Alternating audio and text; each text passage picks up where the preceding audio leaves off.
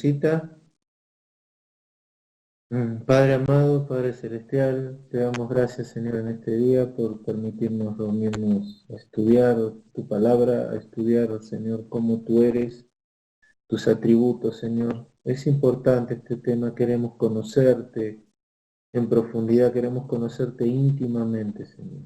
Necesitamos esa intimidad con el Espíritu Santo para que nos revele profundamente cómo es tu ser, cómo es tu pensar, tu sentir, para que podamos, Señor, sentirnos más cerca tuyo. Padre, te pido especialmente en esta hora que nos bendigas a cada uno de los que estamos aquí conectados, cada hogar, cada lugar, Señor, donde están, también nuestras actividades, nuestros trabajos, nuestro entrar y salir, Señor, que sea en tu perfecta voluntad, Padre. Toda la gloria y la honra sea para ti, Señor, solo para ti. Por eso te pedimos que con tu Santo Espíritu, Señor, tomes el control de nuestro corazón y nuestra mente y estés derramando sabiduría de lo alto sobre nosotros y te muestres, Señor, a cada uno de nosotros como tú realmente eres. No permita, Señor, que nuestro pensar, nuestro sentir o nuestros intereses interfieran en conocerte. Queremos conocerte tal cual eres, Señor, para poder, Señor, darte la gloria y honrar al Dios verdadero y no a un Dios creado por nosotros en nuestro parecer. Y Señor, que nos permitas hoy estar aquí hablando de ti con esta liberalidad, no lo merecemos, es una bendición tan grande que no la podemos ni interpretar. Pero Señor, con las palabras que tenemos y con todo nuestro corazón y con toda nuestra alma, te damos gracias, gracias, gracias en el nombre de tu Santo Hijo Jesús. Amén. Bueno, vamos a seguir, hermanos, entonces por el punto 5, que va a hablar de otro atributo de Dios, que es la eternidad de Dios. ¿Sí? ¿Se acuerdan que antes de este vimos la infinidad de Dios? Fue el número 4. Vamos a ver la eternidad. Entonces, aquí va a hablar en el significado un poco de la diferencia entre unicidad e infinidad, para que no tengamos o sea, de la infinidad y la eternidad, perdón, omisión, infinidad e eternidad, para que no nos quede duda. Aquí dice, la infinidad de Dios en relación al espacio es su omnipresencia, como acabamos de ver. La infinidad de Dios en relación con el tiempo es su eternidad. Dios no está sujeto a las limitaciones del espacio y tampoco a las del tiempo. Para Dios no hay pasado, presente o futuro, sino todos los acontecimientos y cosas están delante de Él con la misma realidad. Dios no tiene principio ni fin en el tiempo, siempre ha existido y siempre existirá. Definición, Dios no está sujeto al tiempo. Bueno, esto es algo que nuestra mente no puede entender. No está preparada, no fue hecha para entender. Acuérdense que no fuimos hechos para entender muchas cosas, sino para creer.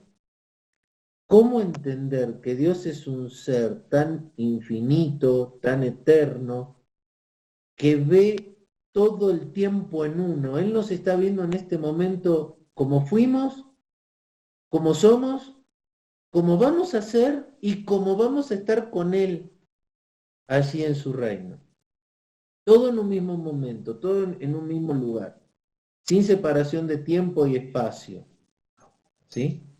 Por eso yo siempre me baso mucho en mis teorías o mis enseñanzas, no tanto en la que Dios esté predestinando gente, sino que lo que Dios utiliza es su presciencia, que significa que Él ya está viendo lo que va a pasar, Él ya sabe cómo vamos a reaccionar o qué vamos a decir, porque para Él ya pasó. Hay un pastor por ahí que tiene un ministerio que siempre, no sé si el ministerio se ha nacido, siempre dice que para Dios el pasado es historia.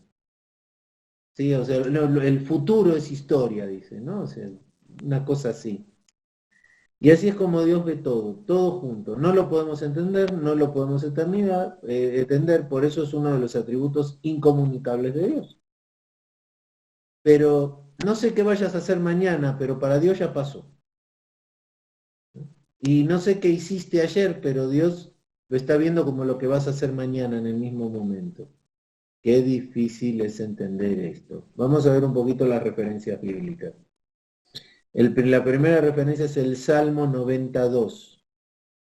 ¿sí? Que dice, anunciar por la mañana tu misericordia y tu fidelidad cada noche.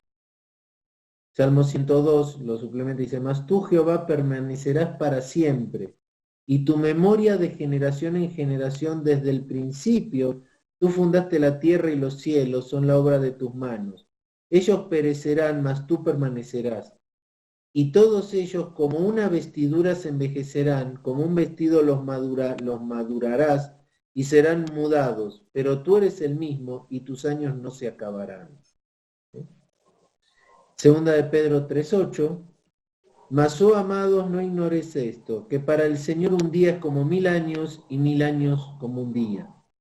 Esa es la referencia más importante, o sea, la cita más importante, donde muestra que para el Señor el tiempo se mezcla, ¿no? O sea, no hay días, no hay meses, no hay años. Para Él todo es uno. Entonces Él tiene esa medida. 1000 años es como un día y un año es como 1000 días. Es lo mismo. Bueno, ahora vamos a hablar de los problemas de esta doctrina. ¿Es el tiempo algo que no tiene realidad para Dios? Dios observa el tiempo, pero no está sujeto a él. ¿Sí? Dios tiene la noción del tiempo, es más, Él lo creó. Cuando Él hizo este universo para que nosotros habitemos, Él por alguna razón lo limitó a que vivamos en una línea de tiempo. Y estamos de alguna manera encadenados a esa línea de tiempo. Y esa línea de tiempo nos influye en nuestra manera de pensar y ver las cosas. Pero tenemos que entender que Dios es diferente, no está atado a esa cadena de tiempo en la cual nosotros. Este es un tema importante, es importante que lo asimilen, que lo entiendan, ¿no es cierto? Porque de esa manera se puede entender la obra de Dios, no tanto en nuestra vida personal, sino en toda su creación y en todo su propósito, en todo lo que Él hace. Cuando Él hace algo hoy es porque ese hoy ya fue y va a ser. Afecta a lo que pasó como lo que va a pasar, pero Él ya tiene todo bajo su control. Cuando nosotros decimos que Dios tiene todo bajo control, tiene mucho que ver con esto. ¿Bien? Listo. ¿Ninguna pregunta de este tema? El punto 5. Seguimos con el 6. Amén. El punto 6 es la inmutabilidad de Dios. ¿Mm? La inmutabilidad de Dios. ¿Qué significa esto? Dios no crece, Dios no disminuye, no cambia. Su conocimiento, sus planes y sus principios morales siguen siendo los mismos.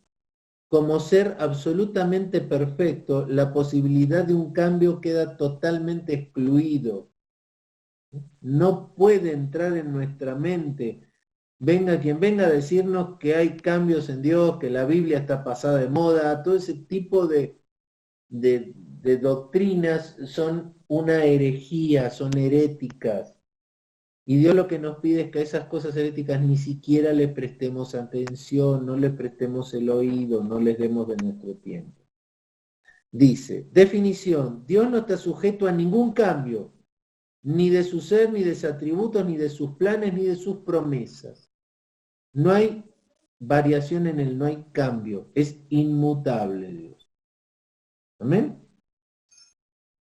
Nosotros vamos cambiando con el tiempo porque vamos madurando, va madurando nuestro conocimiento en Dios, entonces vamos cambiando. Dios no cambia, no es como nosotros.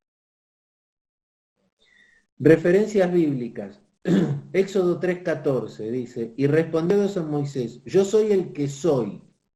Y dijo, así dirás a los hijos de Israel, yo soy, me envió a vosotros. Números 23:19 dice, Dios no es hombre para que mienta, ni hijo de hombre para que se arrepienta. Él dijo y no hará, habló y no lo ejecutará. Amén. Salmo 102, 26, 28. Dice, soy semejante al pelícano del desierto, soy como el búho de las soledades, velo, y soy como el pájaro solitario sobre el tejado. Cada día me afrentan mis enemigos. Los que contra mí se enfurecen se han conjurado contra mí. Bueno, esto tiene más que ver con el sentir este, de David mismo, ¿no es cierto? Cómo él se enfrenta. A veces nosotros sentimos cómo nos enfrentamos a Dios, principalmente cuando tenemos comunicación con Él, cuando entramos en contacto con el Espíritu Santo, sentimos así como David, ¿no? Porque David está diciendo, yo cambio permanentemente, siempre estoy cambiando, siempre estoy madurando. La gente que me ataca, que me quiere, cambia, el que me quiere hoy me odia. Este, pero Dios es el único en nuestra vida que nunca cambia y nos cuesta asimilarlo. Que a pesar que pasen los años y que yo cambio, Él no cambia.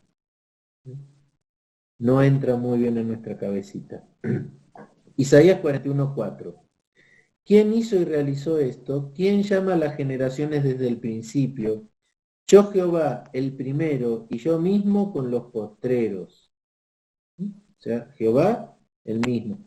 Dice la palabra de Dios que Él nos conoce desde antes de la fundación del mundo. O sea, que cuando Él nos crea y nos hace, ya nos conocía. Malaquías 3:6, este es uno de los más importantes, dice, porque yo Jehová no cambio. Por esto, hijos de Jacob, no habéis sido consumidos. Romanos 1:23, y cambiaron la gloria de Dios incorruptible en semejanza de imagen de hombre corruptible, de aves, de cuadrúpedos y de reptiles. ¿Sí? O sea, mucha gente por no entender eh, este atributo de Dios, ¿no es cierto?, de que Él es inmutable, ¿sí?, comparado con el hombre que es mutable, muchas doctrinas ahí es donde se tuercen. No sé si saben que hasta el Papa Francisco ahora anduvo diciendo que va a hacer otro libro para cambiar la Biblia porque la Biblia ya está antigua. Hay cosas en la Biblia que ya no sirven para la doctrina. Bueno, Dios no cambia, es inmutable. No se puede cambiar su palabra por palabra de hombre que es mutable. ¿No? Nosotros no podemos cambiar los designios de Dios porque Él es inmutable y nosotros somos mutables. Santiago 1:17, toda buena dádiva y todo don perfecto desciende de lo alto, del Padre de las luces, en el cual no hay mudanza ni sombra de variación. ¿Eh? Bueno, problemas. ¿No hay versículos que indiquen que Dios cambia de opinión y de planes? Sí, hay algunos. Génesis 6:6 dice, y se arrepintió Jehová de haber hecho hombre en la tierra y le dolió en su corazón. Dios se arrepiente de haber creado a los hombres. ¿Mm? Pero, o sea, no quiere decir que Dios haya cambiado. Dios, ¿por qué se arrepiente de haber creado a los hombres? Porque los hombres se apartaron de Él por su propia voluntad. Éxodo 32:10-14. Ahora pues déjame que se encienda mi ira en ellos y los consuma. Y de ti yo haré una nación grande. Entonces Moisés oró en presencia de Jehová su Dios, y dijo Jehová, ¿por qué se encenderá tu furor contra tu pueblo, que tú sacaste de la tierra de Egipto con gran poder y con mano fuerte? ¿Por qué han de hablar los egipcios diciendo, para mal los sacó, para matarlos en los montes y para raerlos sobre la faz de la tierra? Vuélvete de la voz de tu ira y arrepiéntete de este mal contra tu pueblo. Acuérdate de Abraham, de Isaac y de Israel, tus siervos, has jurado por ti mismo, y les has dicho, yo multiplicaré vuestra descendencia como las estrellas del cielo, y daré a vuestra descendencia toda esta tierra que he hablado, y la tomarán por heredad para siempre. Entonces Jehová se arrepintió del mal que dijo que había de hacer a su pueblo.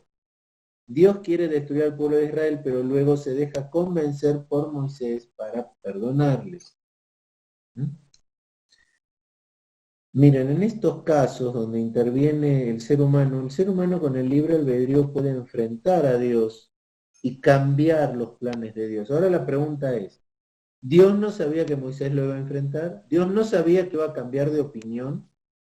Si hablamos de que Él tiene la presencia, que es omnisciente, que no tiene ni el tiempo no lo afecta, Él sabía perfectamente de antemano que Moisés lo iba a enfrentar y que él iba a cambiar de opinión de lo que había dicho. A lo mejor era una búsqueda de que Moisés lo enfrentara. Pero aquí no es una muda de Dios. Dios ya sabe lo que va a pasar. ¿Mm? Dios le está diciendo, me arrepentí, pero él ya sabía que se iba a arrepentir. Aquí no es una mudanza de Dios. Jonás 3:10, y vio Dios lo que hicieron y se convirtieron de su mal camino y se arrepintió del mal que había dicho que les haría y no lo hizo. Dios se arrepiente de sus planes de destruir Nínive. Bueno, esto además de ver con lo que digo antes, que Dios ya sabía, tiene que ver con la misericordia de Dios. Dios está permitiendo cosas también por misericordia. Dice ahora, explica el autor en estos casos hablamos de un antropomorfismo, ahí lo dije bien.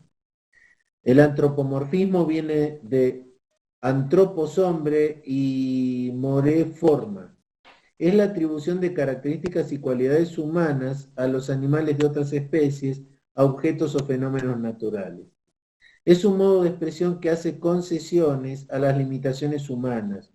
Del punto de vista del hombre parece que Dios ha cambiado de planes, pero del punto de vista de Dios este cambio no existe. Por ejemplo, Dios siempre quería seguir con el pueblo de Israel en el desierto y desde la eternidad había planeado usar la oración de Moisés como instrumento para conseguirlo. ¿Sí? Era un poco lo que les comentaba antes. Las decisiones de Dios no dependen de la relación del hombre.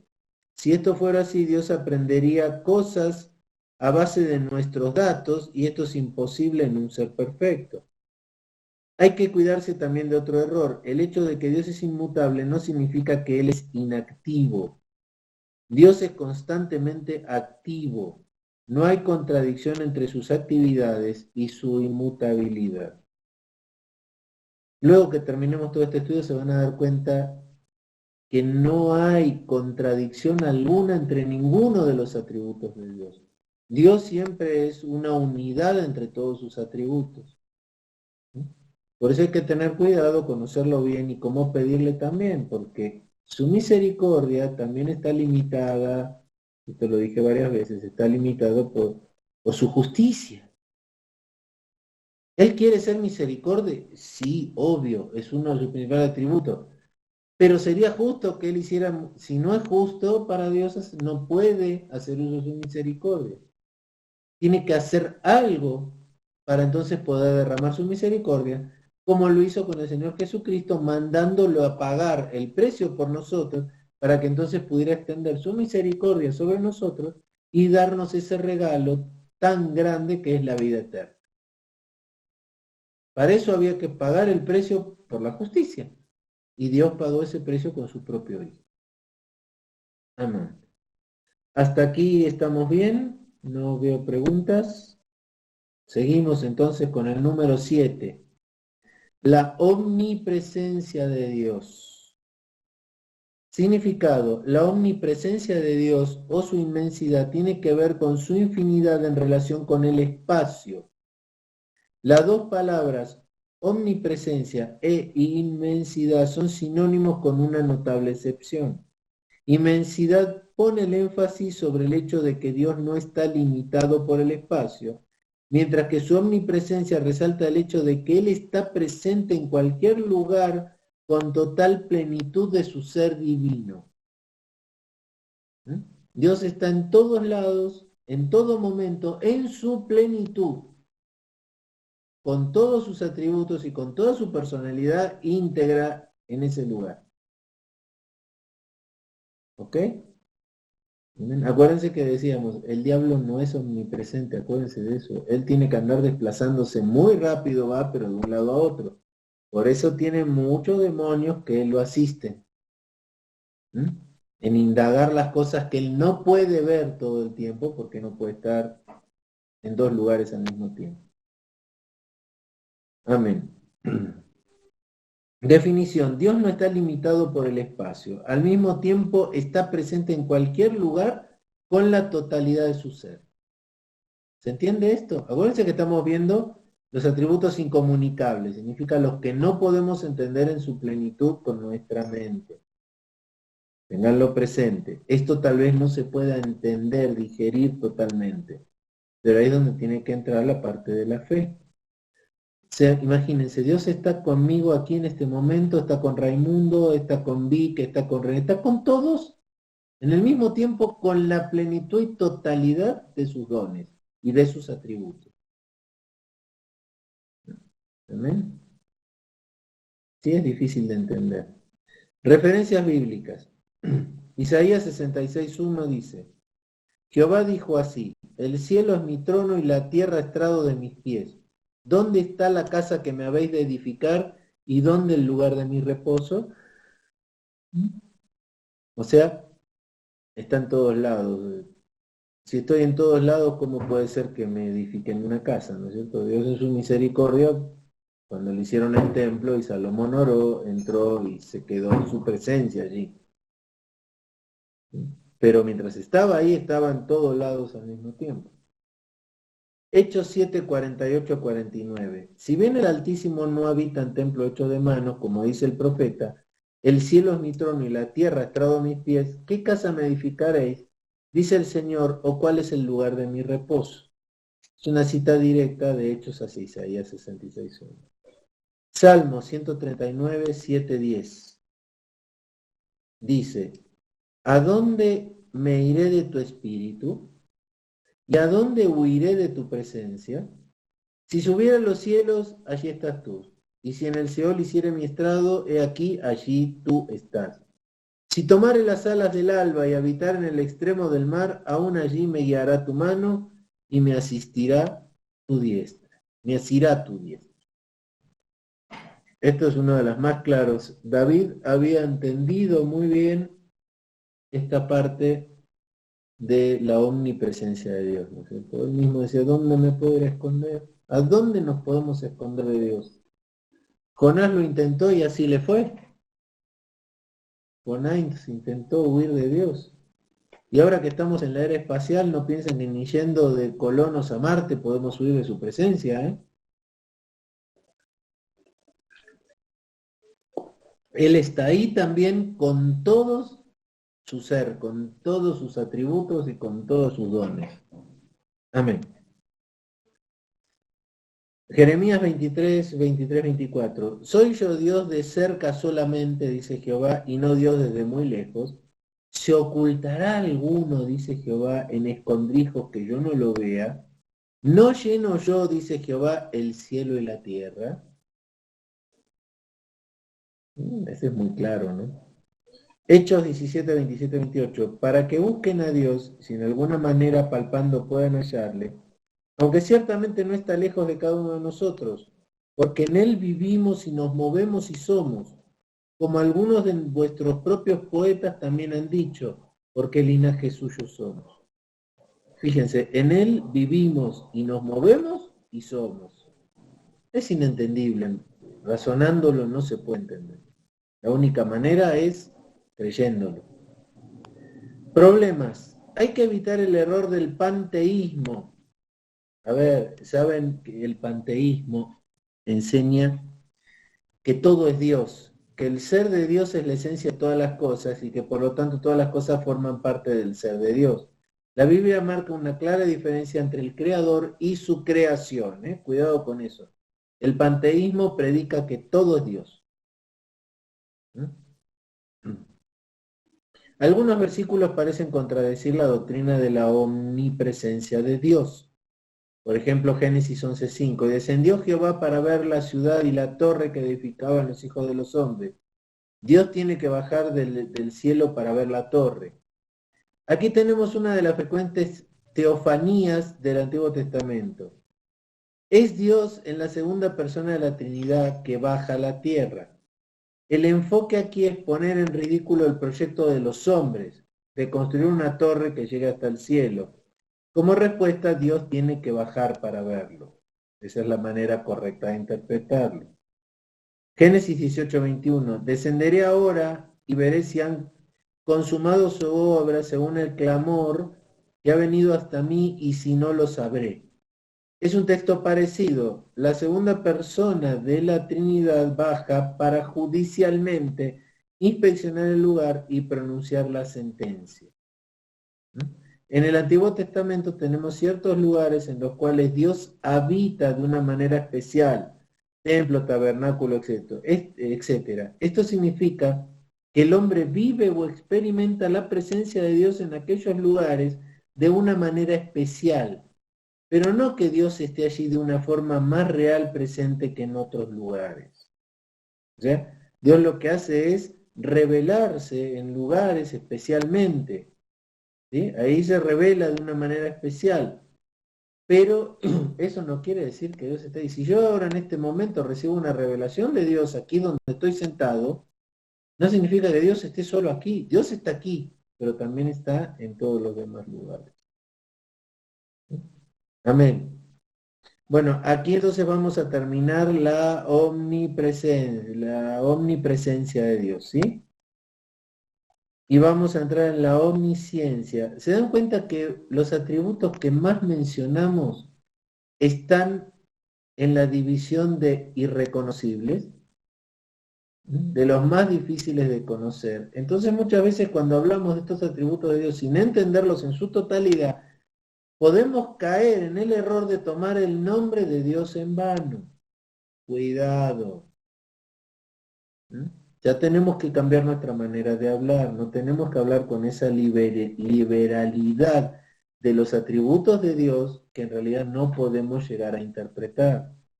Tenemos que hablar del Dios todo, con todos sus atributos. Y estos atributos son los incomunicables, son los que por fe conocemos, pero no por razonamiento. Y ahora vamos a entrar en la omnisciencia de Dios, no tengo preguntas, continuamos. Entonces, significado. Dios ha conocido cada detalle de sí mismo de la creación desde el principio. Él nunca tiene la necesidad de aprender nada. Esto incluye el número exacto de las personas que se salvan o se pierden. Este conocimiento de Dios es perfecto en su cualidad y también en su extensión.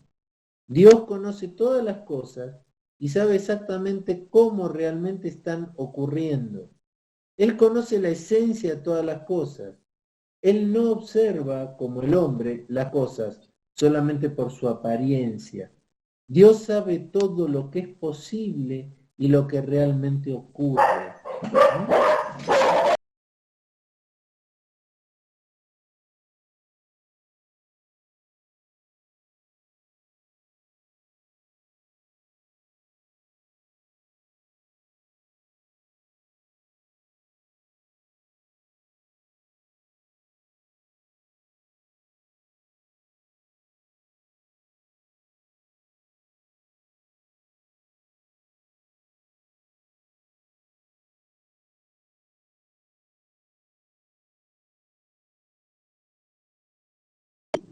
Anden, perdón, pero llegó alguien a la casa y los perritos hacen un poquito de ruido.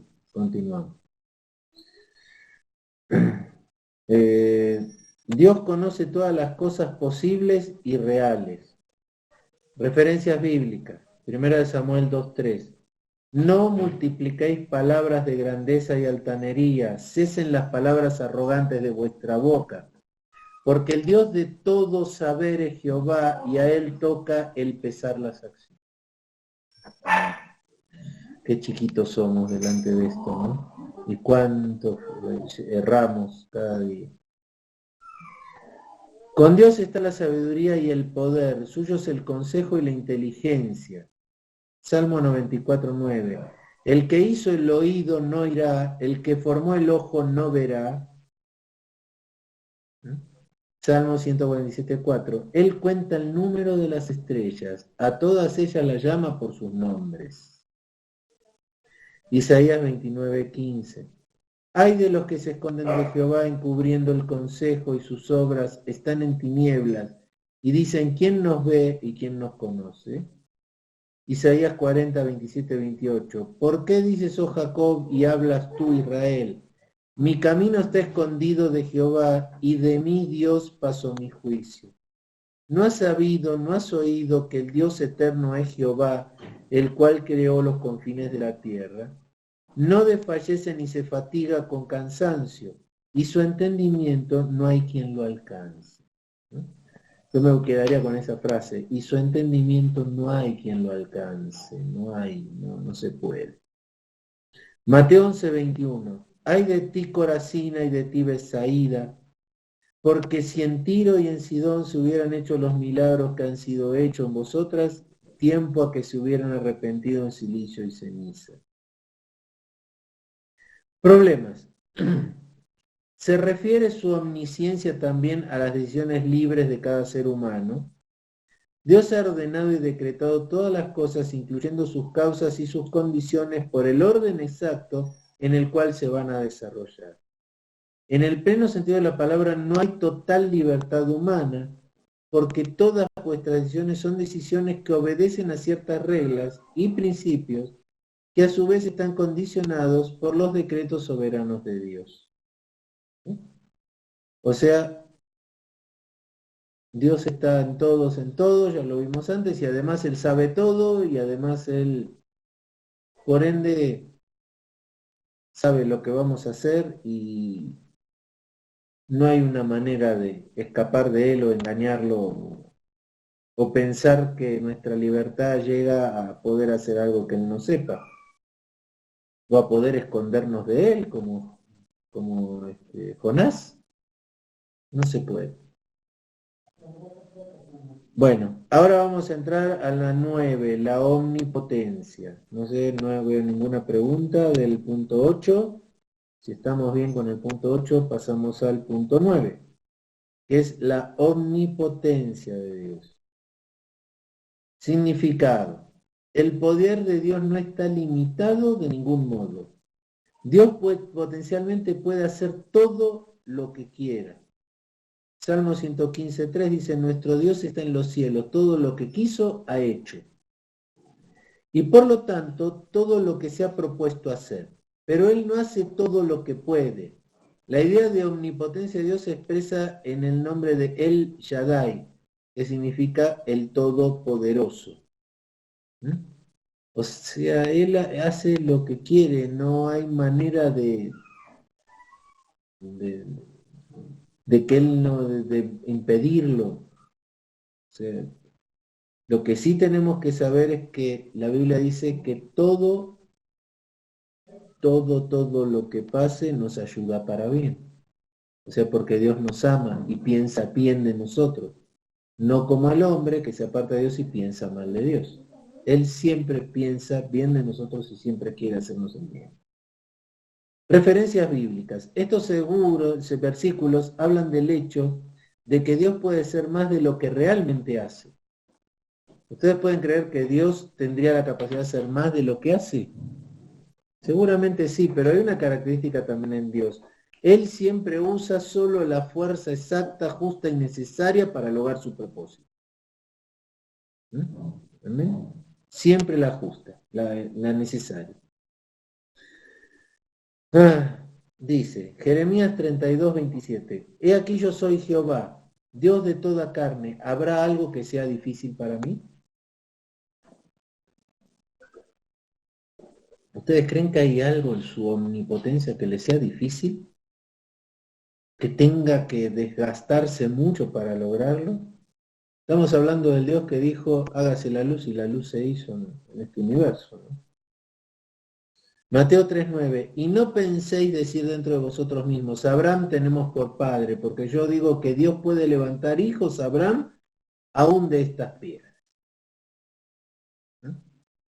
Mateo 26:53, ¿acaso piensas que no puedo ahora orar a mi Padre y que Él no me daría más de 12 legiones de ángeles? Este obviamente es Jesús. Los siguientes versículos hablan en el sentido absoluto de la omnipotencia de Dios. Y dice, oh Señor Jehová, he aquí que tú hiciste el cielo y la tierra con tu gran poder y con tu brazo extendido. Ni hay nada que sea difícil para ti. Y mirándolo Jesús le dijo, este ya es Mateo 19:26. Y mirándolo Jesús les dijo, para los hombres esto es imposible, mas para Dios todo es posible. Y en Lucas 1:37 dice, porque nada hay imposible para Dios. ¿Podemos entenderlo como Dios tiene esa omnipotencia? No. ¿Podemos creerlo? Sí. Problemas. Sin embargo, hay cosas que Dios no puede hacer porque estaría en contradicción con sus atributos y su ser. Dios no puede mentir. Número 23:19. Dios no es hombre que mienta, ni hijo de hombre para que se arrepienta. Él dijo y lo hará, habló y no lo ejecutará. Entonces, fíjense cómo sus atributos aquí condicionan el actuar de Dios, ¿no es cierto? Porque Él todo lo puede hacer en su omnipotencia, pero no puede mentir. ¿Por qué? Porque es parte de sus atributos. El ser perfecto, el no poder mentir. ¿Eh? Primera de Samuel 15:29. Además, el que es la gloria de Israel no mentirá ni se arrepentirá porque no es hombre para que se arrepienta. Samuel está citando números aquí, ¿no? Hebreos 6:18. Para que por dos cosas inmutables y en las cuales es imposible que Dios mienta, tengamos un fortísimo consuelo, los que hemos acudido para asirnos de la esperanza puesta delante de nosotros. Amén. Esto Dios no puede mentir. Ahora viene el próximo. Dios no puede pecar. Yo diría que si estudian bien la Biblia, es todavía más grande esto, porque no solo no puede pecar, no puede estar delante del pecado. Santiago 1, 13 y 17. Cuando alguno es tentado, no diga que es tentado de parte de Dios, porque Dios no puede ser tentado por el mal, ni Él tienta a nadie. Toda buena dádiva y todo don perfecto desciende de lo alto, del Padre de las luces, en el cual no hay mudanza ni sombra de variación. Entonces ya vimos, Dios no puede mentir, Dios no puede pecar. Tercero, Dios no puede cambiar. Santiago 1:17, toda buena dádiva y todo don perfecto desciende de lo alto, del Padre de las luces, en el cual no hay mudanza ni sombra de variación. Esto lo tendría que haber puesto como bullet, la verdad que me quedaron así muy separados, pero bueno. Entonces tenemos, 1, Dios no puede mentir, 2, Dios no puede pecar, 3, Dios no puede cambiar, 4, Dios no puede negarse a sí mismo. Segunda de Timoteo 2:13. Si fuéramos infieles, Él permanece fiel. Él no puede negarse a sí mismo, un obrero aprobado. ¿Amén? O sea, Dios no puede negarse a sí mismo. Bueno, hermanos, obviamente si quisiéramos estudiar todos los atributos de Dios serían infinitos prácticamente, inacabables. Así que este estudio está limitado a los más importantes, ¿no es cierto?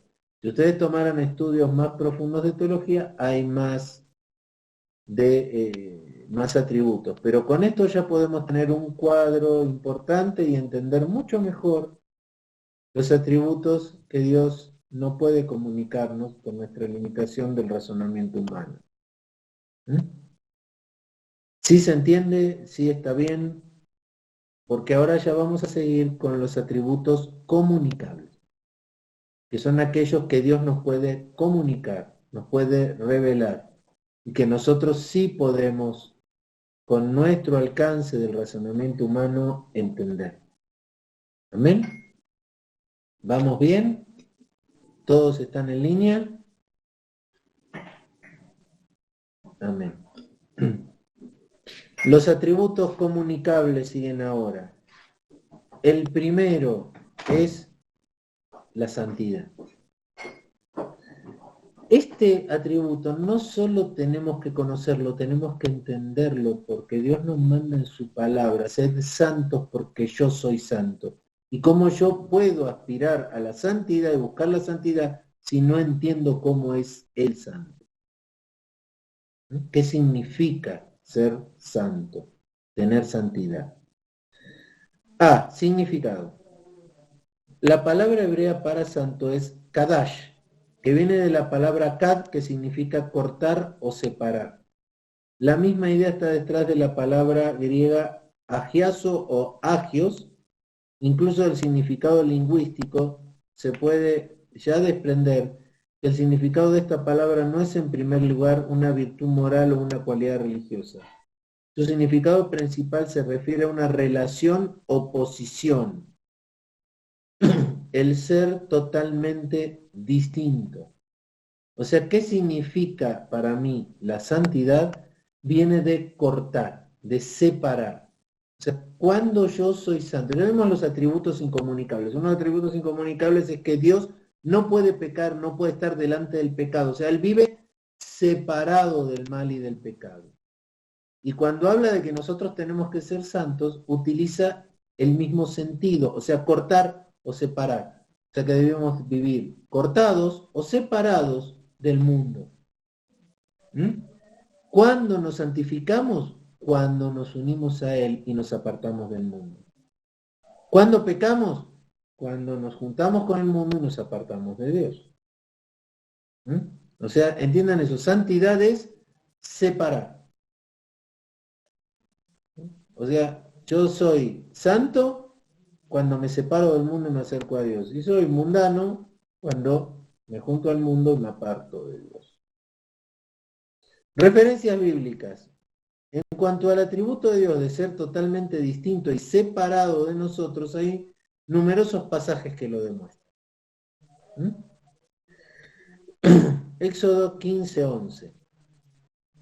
¿Quién como tú, oh Jehová, entre los dioses? ¿Quién como tú, magnífico en santidad, terrible en maravillas? Terrible en maravillosas hazañas, hacedor de prodigios. ¿Mm?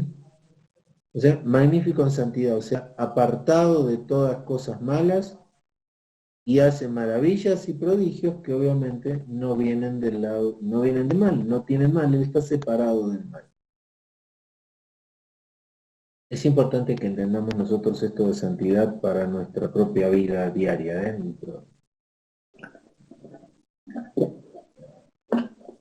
Para el hombre es muy, muy difícil mantenerse en santidad porque está bombardeado del mundo y de las cosas del mundo y pasan muchas cosas que nos afectan y que vienen directamente del mundo. Entonces, o sea, pero Dios es diferente, Dios está cortado, separado de lo que no es santo. Él solo está con lo que es santo. Bueno, vamos a empezar con, puso 3 versículos como ejemplo, Éxodo 15:11. ¿Quién como tú, oh Jehová, entre los dioses? ¿Quién como tú, magnífico en santidad, terrible en maravillosas hazañas, hacedor de prodigios? Él es magnífico en santidad. 1 Samuel 2:2. No hay santo como Jehová, porque no hay ninguno fuera de ti y no hay refugio como el Dios nuestro. ¿Mm?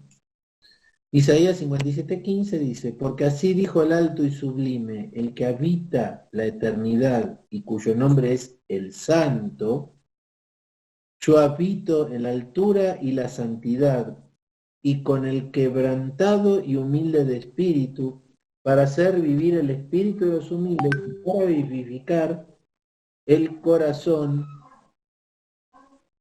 de los quebrantados. Es un mensaje de Selene que dice que el próximo lunes ya pudiera estar. Amén. Bueno, viendo a Dios como un ser absolutamente perfecto y diferente en todos los sentidos, evoca en el ser humano un sentido total de dependencia y de pequeñez delante de este gran y temible Dios. Pero la santidad de Dios contiene otro elemento que no enfatiza tanto su posición, como ser distinto que el aspecto ético de la santidad. En realidad los dos aspectos están relacionados. ¿Mm? O sea, la posición y lo ético. La santidad de Dios en el sentido ético significa sencillamente que Dios está separado de todo pecado y de todo mal. Dios no puede tener comunión con el pecado y tampoco con el pecador. ¿Amén? No puede tener comunión con el pecado y tampoco con el pecador. Acá quiero hacer una aclaración en esta frase, que el autor me parece que la da ya por sentado, pero que ustedes lo entiendan bien. Porque es un error común que cometemos los cristianos. Muchas veces los cristianos decimos, ay, soy un pecador. Cuidado con esas palabras, porque el simple hecho de definirme a mí mismo como pecador, habiendo recibido el don del Espíritu Santo, hago insuficiente el sacrificio de Cristo en la cruz. ¿Sí? ¿Por qué? Cuando nosotros estamos en el mundo, no hemos conocido a Dios, somos pecadores, porque somos pecado, vivimos en pecado y vivimos apartados de Dios.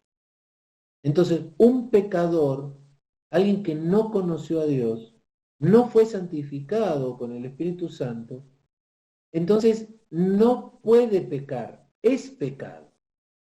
Entonces decir yo que conocí al Señor y que recibí el don del Espíritu Santo, decir que soy un pecador es como definirme como uno de ellos que son pecado, es como decir soy pecado y eso niego el don del Espíritu Santo que vive en mí, que vino por el sacrificio de Cristo, por ende niego el sacrificio de Cristo. Entonces, un cristiano que ha recibido el don del Espíritu Santo tiene que tener cuidado con sus palabras.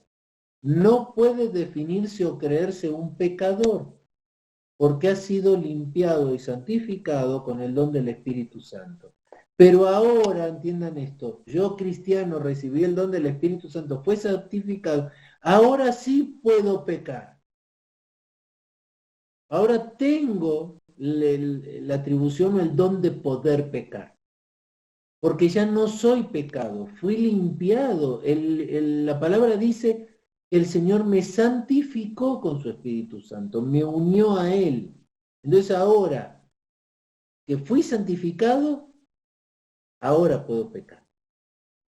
Entonces, un cristiano que utiliza bien los términos tiene que decir, no tiene que decir nunca soy un pecador, tiene que decir puedo pecar o pequé.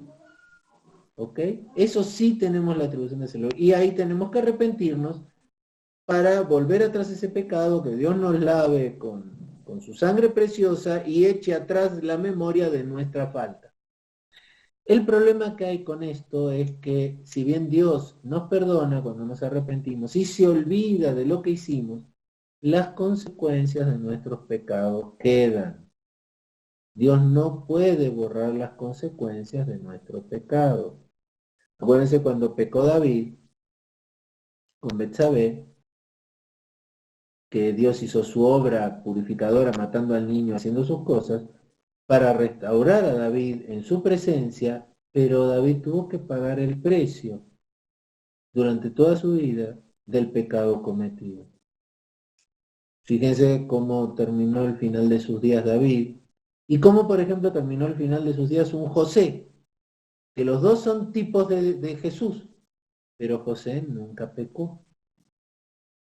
Huyó del pecado cuando tuvo la posibilidad de pecar y David pecó y se ve la diferencia, en la Biblia lo relata en el final de sus días. José pudo criar hasta sus tataranietos en sus rodillas, mientras que David necesitó una virgen que le calentara el cuerpo de viejito porque ya no podía ni siquiera calentarse a sí mismo. Además, David fue perseguido de su propia familia, Absalón lo persiguió, lo mató, violó a sus esposas, o sea, vivió una vida de infierno viniendo de su propia familia como consecuencia de su pecado. Entonces, hermanos, les digo, no seamos liberalistas en esto. ¿Podemos pecar? Sí. ¿Podemos arrepentirnos? Sí. Pero si cometimos un pecado con consecuencias, las consecuencias van a quedar. Y vamos a tener que pagar el precio por esas consecuencias. Aunque Dios nos va a restaurar en su presencia y nos va a mantener santificados. Entonces, hermanos, no somos pecadores, porque Dios nos limpió con su Espíritu, nos santificó y nos dice santos y justos. Porque Él así lo quiso y porque Él nos dio ese don. Pero ahora podemos pecar. Los que están en el mundo que no han aceptado y conocer a Dios no pueden pecar, son pecado, viven en pecado. Eso significa separados, cortados de Dios. Amén. ¿Se entendió? Esto es muy importante. ¿Lo entendieron bien? Si no entienden esto que les digo, no van a entender esta pequeña frase. Que Dios no puede tener comunión con el pecado y tampoco con el pecador. Esto habla de los creyentes y los no creyentes. O sea, Dios no puede tener comunión con nuestro pecado y tampoco puede tener comunión con el que no lo conoce, con el pecador. Esta es la explicación de esta fresita tan importante, tan cortita, que se pasa tan rápido y tan importante. Cuando nosotros pecamos, Dios tiene que apartarse, mirar para otro lado, porque no puede estar frente al pecado. El Espíritu Santo en nuestro corazón se contrista y se esconde en un rinconcito de nuestro corazón. Allí donde pueda esconderse de nuestro pecado. Cuando nos arrepintamos, el Espíritu Santo vuelve a salir, va a volver a tener comunión con nosotros. Pero acuérdense que las consecuencias, ustedes me van a poder, no sé si me van a poder entender qué tipo de consecuencias hay, van relacionadas con el tipo de pecado cometido, ¿no es cierto? Supónganse, si nos apartamos de Dios unos años para hacernos drogadictos y drogarnos y demás, cuando volvamos a Dios, Dios nos perdona, nos restaura, nos restituye en su presencia, pero los daños que haya provocado en nuestro cuerpo la droga, ahí van a quedar. Toda enfermedad que surja de ese daño, ahí la vamos a llevar. No sé si ese ejemplo les sirve, pudiera ser cualquier otro. Ninguna duda hasta acá, no veo dudas, nada, se va entendiendo bien, perfecto. Job 34:10. Por tanto, varones de inteligencia, oídme, lejos esté Dios de la impiedad y del omnipotente la iniquidad. ¿Sí? Habla esto de nosotros, es decir, nosotros cometemos impiedades o iniquidades, Dios tiene que apartarse. Vamos por nuestra cuenta, ¿eh? Habacuc 1:13. Muy limpio eres de ojos para ver el mal, ni puedes ver el agravio. ¿Por qué ves a los menospreciadores y callas cuando destruye el impío al más justo que él? La palabra santo aquí está usado en el sentido de pureza. Pero la santidad es el sentido ético, no es solamente negativo, separación de, sino también positivo, enfatizado, excelencia o perfección moral. La creación del hombre ante esa perfección de Dios es un sentido de impureza, como lo vemos reflejado en Isaías 6:5. Entonces dije, ay de mí que soy muerto, porque siendo hombre inmundo de labios y habitando en medio de pueblo que tiene labios inmundos, han visto mis ojos al Rey, Jehová de los ejércitos.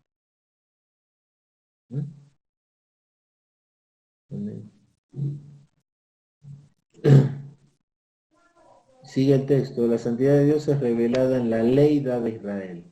La ley tenía la gran tarea, entre otras, de fomentar en el pueblo de Israel una conciencia de la santidad de Dios. La palabra santo es aplicada a su tierra, a una parte de su tabernáculo, a sus sacerdotes, a ciertos utensilios, etc. O sea, ¿qué significa santo? Apartado. A ver, si yo quiero santificar algo, tengo que apartarlo para Dios. Por ejemplo, la ofrenda que le damos a Dios es para apartar una parte para santificar lo que nos queda. Miren, esto es algo, voy a entrar rápidamente en un temita que es bastante escabroso en todas las iglesias, que es el tema de diezmos y ofrendas, ya que estamos aquí. Porque tiene que ver también el darle a Dios lo que Dios nos pide, santificar nuestras cosas. ¿Sí? ¿Por qué Dios nos pide que le demos parte de lo que recibimos? Si bien nosotros ya no estamos bajo la ley, porque Dios, Cristo en su sacrificio nos libró de la maldición de la ley, seguimos estando bajo la voluntad de Dios. Y la voluntad de Dios es que le demos a Él. ¿Sí? ¿Cuánto le damos a Él? Lo que Dios dice, dice ahí Pablo, lo que Dios ponga, apartar lo que Dios ponga en nuestro corazón. Este apartar lo que Dios ponga en nuestro corazón, si lo comparamos contra la Biblia, los que vivieron antes de la ley, por ejemplo, Abraham le dio diezmo a Melquisedec. Jacob se comprometió a darle el diezmo de todas sus cosas a Dios. O sea que el diezmo es una base de la ofrenda. Si Dios le pidiera a alguien que dé menos del 10%, menos del diezmo, este alguien tendría que confrontar muy fuerte a Dios porque sería sería un despropósito. Dios tendría un propósito diferente con esa persona y sería muy extraño. O sea, dar menos del 10% es seguramente estar errando en la voluntad de Dios. Dios puede pedirnos más del 10%, sí, pero menos, muy improbable. Entonces, podemos estar pecando, o sea, podemos estar fallando en ese punto cuando interpretamos a Dios por menos de la décima parte. Ahora la pregunta es, ¿por qué Dios nos pide que le demos la décima, las quincuagésimas, lo que sea que Dios ponga en nuestro corazón que debemos darle a Él? Porque ahora no estamos bajo el diezmo, estamos bajo la ofrenda. Esto Dios lo hace para santificar lo que a nosotros nos queda. Miren, a ver si se lo puedo explicar un poquito. Si yo le doy a Dios de lo que yo gano, lo que Dios me pide, porque en realidad el 100% es de Dios. Dios permite que yo me quede, supóngase, con el 90 y me pide el 10. Pero ¿qué pasa? Cuando yo le doy ese 10, estoy santificando mi 90. Lo estoy apartando de las manos del diablo. Ya el diablo no tiene acceso a ese 90, está santificado, cortado, apartado. Entonces, por eso ahí vienen los milagros diarios de nuestro dinero, de cómo nos rinde, y no solo cómo nos rinde, cómo lo que compremos con ese 90% que me quedó también es santificado. Yo con ese 90% tengo la capacidad de retirar cosas del mundo y santificarlas. Pero si yo no di mi parte y tengo el 100% porque no le di a Dios ese 10% hipotético que Dios me pidió, yo no tengo santificado mi dinero, por ende no voy a tener santificado lo que invierta con ese dinero o lo que compre con ese dinero. Y ahí es donde se puede explicar todas las peripecias que vivimos. ¿Por qué me compro un carro y a las 2 cuadras me pasa un tren por encima del carro y me lo destruye? Bueno, esta es una de las explicaciones. Porque yo compré ese carro con dinero no santificado, o sea, dinero que me vino del mundo, no lo aparté del mundo y sigue siendo del mundo. O sea que ¿quién tiene más control sobre ese dinero? ¿Yo o el mundo? Que está gobernado, ya sabemos por qué. Entonces Dios nos pide que le demos a Él por misericordia y por amor, para que pueda santificar lo que nos queda y nuestra vida sea llena de bendiciones. Porque finalmente con lo que ganamos es con lo que Dios nos bendice en nuestro día a día. Esto es muy, muy importante, hermanos, que lo tengan muy presente. Es muy importante buscar permanentemente en la voluntad de Dios cuánto Él quiere de lo mío para santificar lo que me quede. Amén. Hermano Ray, yo no sé cómo enseña usted en su iglesia el tema del diezmo o el tema de la ofrenda, pero la manera correcta de explicar por qué la gente tiene que darle a Dios es esta, es para que Dios pueda bendecir y santificar lo que te queda.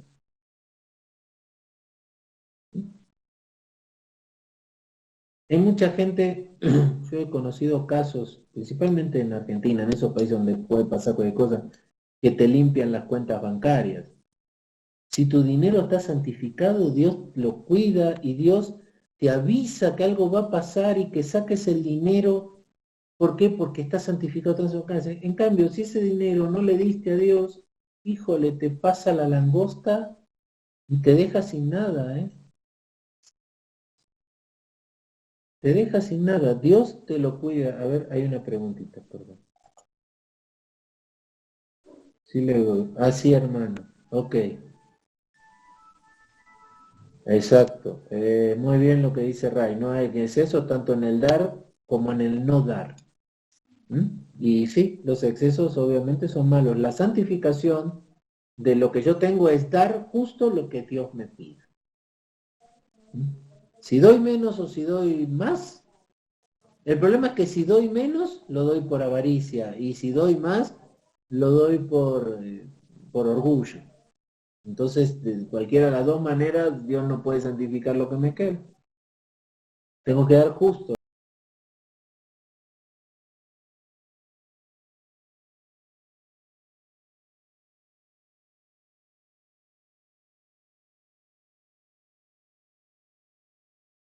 se limita a todo lo que yo hago.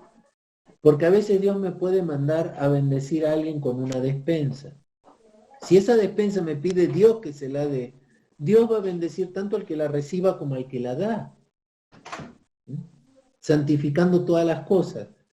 Pero si yo doy a alguien una despensa sin tener la voluntad de Dios conocida, a lo mejor me estoy interponiendo en los planes de Dios, porque Dios a esa persona la tiene en esa situación para que aprende algo, él está tratando con ella. Entonces, si yo le estoy ayudando a esa persona a la que Dios está tratando, me interpongo